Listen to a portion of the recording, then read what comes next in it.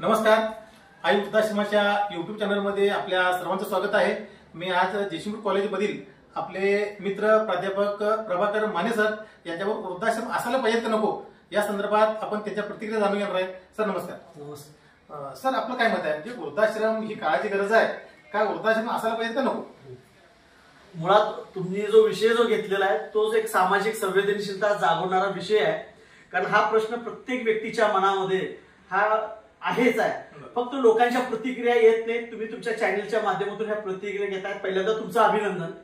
माझं पहिलं आणि खंबीर ठोस मत आहे की वृद्धाश्रमाची गरज आहे। गरज आहे हे का म्हणतोय मी, म्हणजे खरं म्हणजे गरज नसली पाहिजे या मताशी मी सहमत आहे, पण गरजच आहे का, तर सध्याची जी प्राप्त परिस्थिती जर बघितली, एक सामाजिक व्यवस्था जर बघितली किंवा सामाजिक रचना जर बघितली, तर आपल्याकडं छोटं कुटुंब होतोय आणि छोट्या कुटुंबामध्ये जी संवेदनशीलता जी राहिली पाहिजे, म्हणजे आजी आजोबा वगैरे हे जी संवेदनशीलता राहिली पाहिजे ती राहत नाही।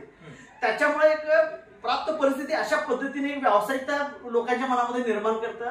लोक व्यवहारवादी म्हणतात की पैसे आपल्याकडे आहेत, पण आपल्याला ती प्राप्त परिस्थितीचा विचार करून आपल्या सोयीनुसार जगलं पाहिजे असा विचार केला जातोय। आणि अशा वेळेला जे वरिष्ठ लोक जे असतात त्यांच्याकडे कानाडोळा केला जातोय। तो वरिष्ठ मनुष्य एखाद्या कुठल्या तरी उच्च पदावर ते असू शकतोय, पण प्राप्त परिस्थितीच्या माध्यमातून ते जी जोडी असते, नवरा बायको जे असतात, जे त्याच्या सासू म्हणजे त्या महिलेचे सासू सासरे असतात किंवा त्या मुलग्याचे आई वडील जे असतात, त्यांच्याविषयीची जी त्याची भावना जी असते, त्या मुलग्यामध्ये 90% संवेदनशीलता असते।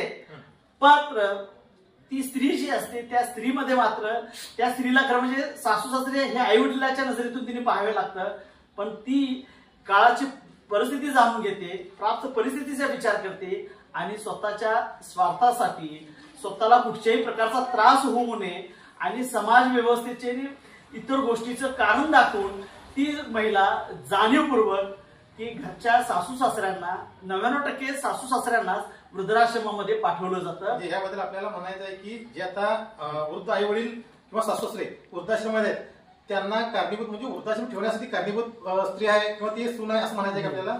याच्यामध्ये मी 100% स्त्रीला दोष देतोय असं नाही आहे।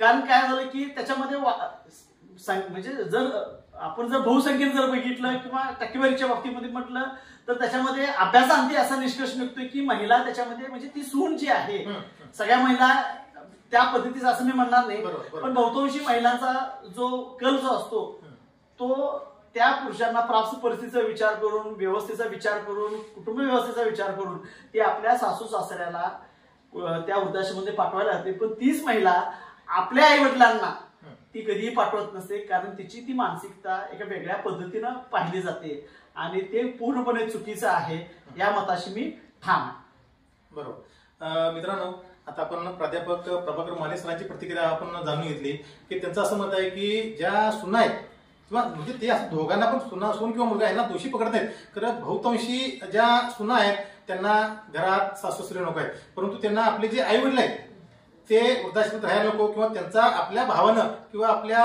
वहिनीनं तिचा चांगल्या प्रकारे सांभाळ करावा अशी तिची भावना असते। परंतु आपल्या नवऱ्याची जी आई वडील असतात त्यांचा सांभाळ ती म्हणजे करायला पाहिजे असं ती मनातनं गृहीत धरत नाही आणि म्हणून ती आपल्या सासू सासऱ्यांना वृद्धाश्रम ठेवण्यासाठी भाग पडते असं सरांनी एक मत त्यांनी व्यक्त केलंय। म्हणजे वृद्धाश्रम काळाची गरज असं सर तुम्हाला म्हणायचं आहे? खरं म्हणजे वृद्धाश्रमाची गरज आहे का असा जरी प्रश्न तुम्ही जो विचारला त्या विचाराशी मी ठाम आहे। आणि ठाम याच्यासाठी मगाशी उल्लेख केल्याप्रमाणे की महिला बहुतांशी म्हणजे ज्या सूनमयी महिला ज्या असतात त्याला ते अनुषंगाने असतात। पण माझा स्वतः एक पत्रकार, प्राध्यापक, राष्ट्रीय सेवा योजनेचा कार्यक्रम अधिकारी आणि एक सामाजिक चळवळीत काम करणारे व्यक्ती म्हणून मी सांगू इच्छितो, मी इचलकरंजी शहरामध्ये एका वृद्धाश्रमाचं नाव मी सांगत नाही, तिथं मी गेल्यानंतर त्या ठिकाणी असलेल्या ज्या महिला होत्या किंवा पुरुष होते त्यांची मी थोडीशी मुलाखत घेतली, त्यांना काही प्रश्न विचारलं। त्यांनी मला सांगितलं की आम्ही जे आलेलो आहोत ते फक्त घरातल्या सुनेमुळे आम्ही आलेलो आहोत, मुलग्याची इच्छा आहे आई वडिलांना वृद्धाश्रमात पाठवायचं नाही, पण बायकोच्या कामामुळं, बायकोच्या त्या त्रासामुळं किंवा बायकोची इच्छा अपूर्ण राहू नये म्हणून मनाच्या विरोधात जाऊन तो पुरुष, तो मुलगा आई वडिलांना वृद्धाश्रमात पाठवतो। दुसरा माझा असा त्यातला एक निष्कर्ष होता की वृद्धाश्रमामध्ये असणारे जे घटक आहेत त्याच्यामध्ये असं जातवार मी काय बोलणार नाही, पण एक गोष्ट खुल्या गटातले ओबीसी खुल्या गटातले बहुतांशी लोक आहेत त्याच्यामध्ये मुस्लिम समाजातले किंवा दलित समाजातले जे आहेत अशी मुलं, अशा महिला किंवा पुरुष त्याच्यामध्ये मला दिसलेलं नाही. तिसरं की वृद्धाश्रम काळाची गरज आहे हे मी मान्य करतो, कारण परिस्थितीच अशी झालेली आहे. पण मी एक सांगतो की वृद्धाश्रम चालवत असताना वृद्धाश्रम कोण चालवतो, त्याचा संचालक कोण आहे हे खूप महत्वाचं आहे. मला काही वृद्धाश्रमामध्ये मी स्वतः भेटी दिलेले, काहीच्या बाबतीमध्ये मला ते वृद्ध जे स्त्री पुरुष आहेत त्यांनी मला सांगितलं सर हे वृद्धाश्रम बरोबर नाही. पण मी आणखी एक 2-3 मला वृद्धाश्रम खूप चांगलं वाटलं. त्यातलं मी आपल्याच भागातलं सांगतो की आपल्याला माहित असेल निमशिरगाव गाव रत्नापण कुंभाराचं गाव आहे. त्या गावामध्ये आई नामक वृद्धाश्रम चालवलं जातं. संजय भोसले हे त्याचे संचालक आहेत, ते स्वतः चालवतात, त्यांची जी टीम आहे. मी तिथल्या महिलांना जाऊन प्रश्न विचारले, ते नसताना मी प्रश्न त्यांना विचारलं. मला बहुतांशी तिथल्या महिला ज्या होत्या त्यांनी सांगितलं की हा मुलगा म्हणजे आमचे खरे मुलं आम्हाला जेवढं सहकार्य केले नाहीत, हा आमच्या मुलग्याच्या देवाच्या रूपात आहे, हा संजू नावाचा तो संचालक, आणि त्याच्यामुळे आम्हाला खूप फायदा झालेला आहे. आणि आम्ही असं म्हणतोय की पुढील जन्मी जर मुलगा कुठला असावा तर संजय सारखा असावा. अशा प्रकारची सकारात्मक प्रतिक्रिया एका म्हणजे आई नावाच्या त्या वृद्धाश्रमातून आम्हाला मिळालेली आहे. दुसरं, मी काही वेळेला राष्ट्रीय सेवा योजनेतल्या मुलांना मुलींना वृद्धाश्रमामध्ये घेऊन जात असतोय. मला तोच एक अनुभव, मला आई वृद्धाश्रम इथे जयसिंगपूर शहरामध्ये त्यांनी त्याचं ते केंद्र सुरू होतं. त्यावेळी मला असा अनुभव आला की मुलांना मी म्हटलं की तुमच्या पातळीवरती त्याचा जाऊन प्रश्न विचारायला, कारण संजय भोसले खरोखरच ते चांगलं काम करतोय काय दबाव टाकतोय किंवा काय गैरफायदा घेतोय हे जरा ऑब्झर्वेशन करा. आणि मी मुलींना तिथं पाठवलं, मी स्वतः देखील बाहेर राहिलो, मी त्या संचालकाशी बोलत राहिलो आणि मला अक्षरशः मुली रडत आल्या आणि त्या सांगत होत्या की वृद्धाश्रमामध्ये मिळालेलं स्थान हे कुटुंबापेक्षा अत्युच्च स्थान मिळालं जातं. आम्हाला सगळ्या प्रकारच्या सेवा या ठिकाणी मिळतात, खायला मिळतं. हा मुलगा कधी कधी तर असं वाटतं की म्हणजे एखादा उपक्रम करायचा असेल, एखादा कार्यक्रम असेल तर स्वतः तो आमचं पाय धुतोय.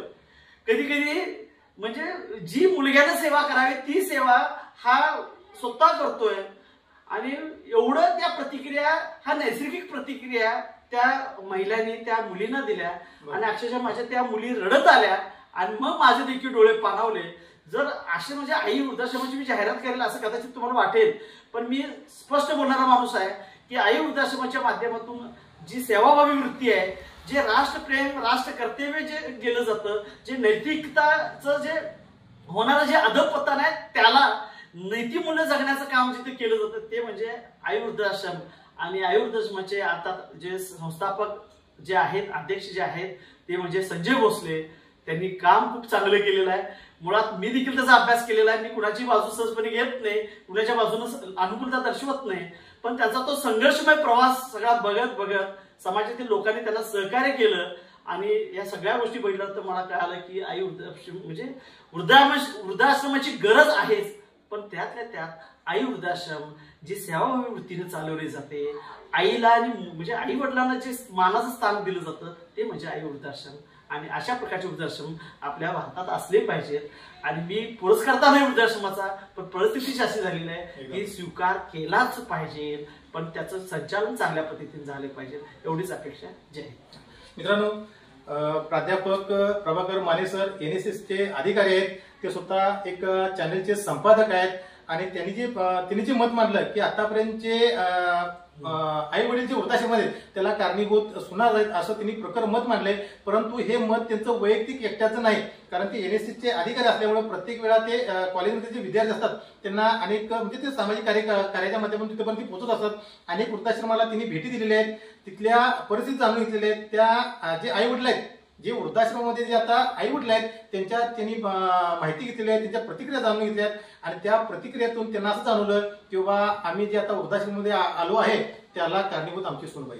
म्हणजे सरांचं हे वैयक्तिक मत नाही, त्यांना जे अनुभव आलेत, अनेक वृद्धाश्रमामध्ये त्यांना जे अनुभव आलेत त्या संदर्भात ते आपलं मत मांडले आणि सरांची अतिशय चांगल्या पद्धतीने त्यांनी सांगितले की वृद्धाश्रम ही काळाची गरज आहे, वृद्धाश्रम हे असलं पाहिजे. सरांनी चांगल्या पद्धतीने केल्यामुळे सरांना मी धन्यवाद देतो. नमस्कार. थँक्यू. जय.